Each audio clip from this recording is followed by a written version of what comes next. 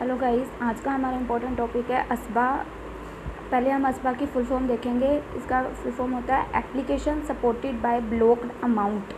इसमें ना हम जैसे शेयर्स के लिए अप्लाई करते हैं तो हम करते हैं ना, तो उसमें हमारी अमाउंट ब्लॉक हो जाती है। इसको हम डीपली स्टडी करेंगे। फर्स्ट ये कैसे आई थी, मतलब जो असबा है, मतलब इसको नोटिफाई किया था सेबी ने। SEBI notified this system in 1 जनवरी 2016। सेबी ने नोटिफाई किया था इस सिस्टम को 1 जनवरी को, और हर आईपीओ इनिशियल पब्लिक ऑफ़र के लिए ये सिस्टम को कंपलसरी कर दिया था सेबी ने। ये हमें जब हम प्रोसीजर देखेंगे उसमें हमें ये सारा समझ आएगा सेबी ने इस सिस्टम को क्यों लाया, इसकी वजह क्या थी और ये कंपलसरी क्यों किया गया। इसके पहले ना, जब इस मतलब नोटिफाई को करने से पहले इसमें बहुत सारी मतलब प्रॉब्लम्स आती थी, कॉम्प्लिकेशंस आती थी, तो सेबी ने इसलिए इसको मतलब नोटिफाई दोबारा किया सिस्टम को, ताकि वो सारी जो हमारे ड्रॉबैक्स है वो ख़त्म हो जाए इस सिस्टम के। फर्स्ट हम इसका ना ओल्ड प्रोसीजर थोड़ा सा देखेंगे, मतलब जस्ट नॉर्मल हमें इसको समझना है। पहले जब हम किसी कंपनी में ना इन्वेस्ट करना चाहते थे तो हम वहाँ का ना आईपीओ आता था, मतलब इनिशियल पब्लिक हमें ऑफ़र आता था कि उन्हें इतने मतलब शेयर्स जो इन्वेस्ट करना चाहते हैं वो ऑफ़र भेजते थे, तो हम वहाँ अपनी एप्लीकेशन देते थे। ठीक है, हम वहाँ शेयर्स के लिए अप्लाई कर देते थे, वहाँ के सिक्योरिटी को परचेज़ करने के लिए हम चेक लगाते थे, और हम वो चेक एप्लीकेशन के साथ हम वहाँ चेक लगाते थे, और चेक को हम एप्लीकेशन के साथ अटैच करके बैंक को दे देते थे। हम शेयर्स के लिए अप्लाई करते थे वहाँ की सिक्योरिटीज़ को परचेज़ करने के लिए। जब हम अब शेयर्स एप्लीकेशन दे रहे हैं, हमें नहीं पता हमने एप्लीकेशन किसको देनी है, हमें एक इनिशियल ऑफ़र आया है तो हम इन्वेस्ट करना चाहते हैं उसमें, तो हम उसके लिए अपना जितने भी शेयर्स के लिए हम इन्वेस्ट करना चाहते हैं उस अकॉर्डिंग उस अमाउंट का एक चेक काट कर, और उसको जो हमारा एप्लीकेशन का फॉर्म होगा उसके साथ अटैच करके हम बैंक को दे देते हैं। अब वो पैसे बैंक आईपीओ कंपनी को ट्रांसफ़र कर देती थी। ये पुराना प्रोसीजर है, नया नहीं। बैंक इसमें पुराने प्रोसीजर में आईपीओ कंपनी को ट्रांसफ़र कर देती थी, उतने ही पैसे उस कंपनी के अकाउंट में जमा हो जाते थे। पर कई बार ऐसा होता था कि हमें शेयर्स अलॉट ही नहीं होते थे, हमें शेयर्स मिलते ही नहीं थे, तो वो पैसे तो वो आईपीओ कंपनी के पास चले जाते थे ना, तो फिर हमें वो पैसे रिफ़ंड करवाने के लिए ना काफ़ी लंबा प्रोसीजर फ़ॉलो करना पड़ता था। काफ़ी बार तो हमारे पैसे कंपनी रिफ़ंड करने से मना ही कर देती थी, काफ़ी बार मिसमैच हो जाते थे, काफ़ी कॉम्प्लिकेशंस आती थी इस सिस्टम में, जो हमारा पुराना सिस्टम था, ओल्ड प्रोसीजर था। बट इसके बाद हमारा ना जो अब हमने जो ऊपर पढ़ा था, आई थिंक इसको देखना, उसके जो इन सारे ड्रॉबैक्स को देखते हुए सेबी ने क्या किया, सेबी ने किया कि उन्होंने कहा कि हमें ये सारे ड्रॉबैक्स को ख़त्म करना है, तो उन्होंने एक थोड़े से इसमें चेंजेस किए। सेबी ने नया सिस्टम नोटिफाई किया 1 जनवरी 2016 को, और इसको हर आईपीओ मतलब इनिशियल पब्लिक ऑफ़र कंपनी के लिए सिस्टम को कंपलसरी कर दिया कि उन्हें ये फॉलो करना ही पड़ेगा। इसके बिना कोई भी इन्वेस्टर इन्वेस्ट नहीं करेगा और कोई भी कंपनी उन्हें शेयर्स अलॉट नहीं करेगी।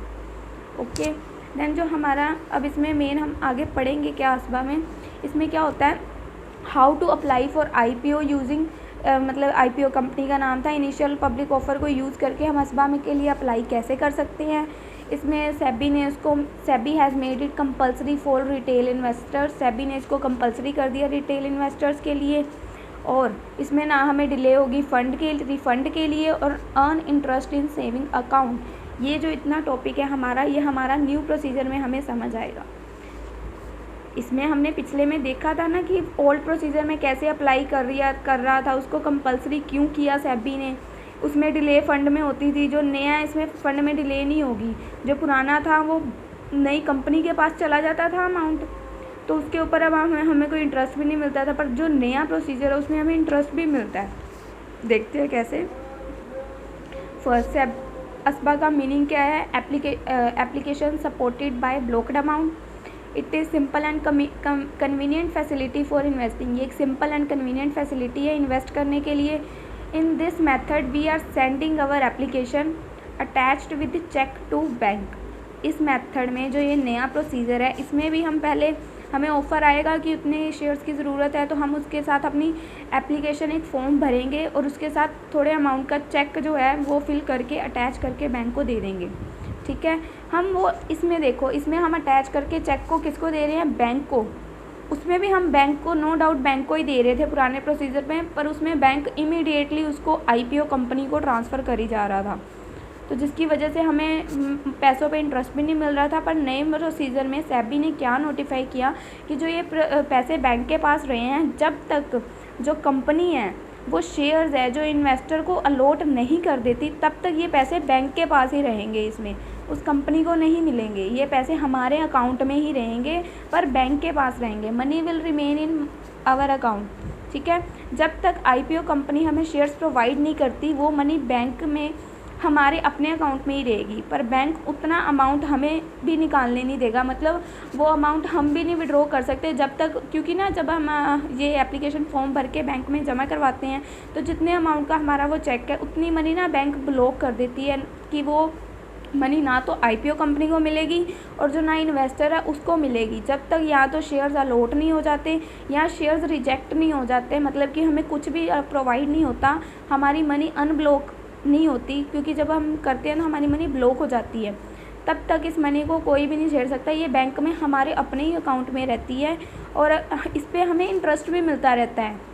जैसे हमारे अपने सेविंग अकाउंट में पैसे पड़े हैं, बैंक उसको छेड़ता नहीं है, बस उसमें पड़े रहने देता है, तो हमें इंटरेस्ट ऑब्वियस सी बात है उस पर मिलेगा, ठीक है। उतना अमाउंट हमें भी नहीं निकालने देगी वो, जब तक आईपीओ कंपनी या तो शेयर्स ना दे दे हमें, या हमारा चेक अनब्लॉक ना कर दे। मतलब जब तक हमें मतलब पैसों को अनब्लॉक ना कर दे, या हमें रिफ़ंड दे ना दे, या हमें शेयर्स प्रोवाइड ना कर दे, तब तक हमारे मतलब अनब्लॉक हो जाते हैं। तो इसमें हमने जो ऊपर ये पॉइंट्स पढ़े थे, अब आई होप समझ आएंगे। सेबी ने ये मेड इट कंपल्सरी कर दिया ऑल रिटेल इन्वेस्टर्स के लिए, ताकि सब आईपीओ को ज़्यादा से ज़्यादा मतलब सब्सक्राइब हो। इसमें हमें कोई रिफ़ंड के लिए डिले नहीं होती, क्योंकि हमारे पैसे तो हमारे ही अकाउंट में है। अगर हमें शेयर्स नहीं मिलते तो हम अपने पैसे कभी भी निकलवा सकते हैं, और इसके ऊपर हमें इंटरेस्ट भी मिलता है, earn interest in saving account. And then next, इससे हमें थोड़े से एडवांटेजेस भी हुए हैं। वी गेट फर्स्ट एडवांटेज हुआ है, हमें इसके ऊपर इंटरेस्ट मिलता है जो हमारा ब्लॉक अमाउंट है, बट हमें उससे निकलवा तो नहीं सकते, पर उसके ऊपर हमें इंटरेस्ट मिलता रहेगा। And in this no separate bank account is compulsory. हमें ये नहीं है कि असबा के लिए एप्लीकेशन अप्लाई करने के लिए हमें अलग से बैंक अकाउंट खुलवाना पड़ेगा, जो हमारा अकाउंट है हम उसमें भी इसको कर सकते हैं। It done all work systematically, इसमें सारा वर्क अब सिस्टमेटिकली होता है, कोई मतलब किसी के लिए कोई लंबा प्रोसीजर नहीं फॉलो करना पड़ता। ये जो प्रोसीजर है ये सबसे ज़्यादा ज़रूरी इन्वेस्टर्स के लिए। अगर कोई भी बंदा पैसे कहीं इन्वेस्ट कर रहा है तो उसको पहले इस प्रोसीजर के बारे में पता होना चाहिए, सारे प्रोस एंड कॉन्स पता होने चाहिए, तभी उसको इन्वेस्ट करना चाहिए।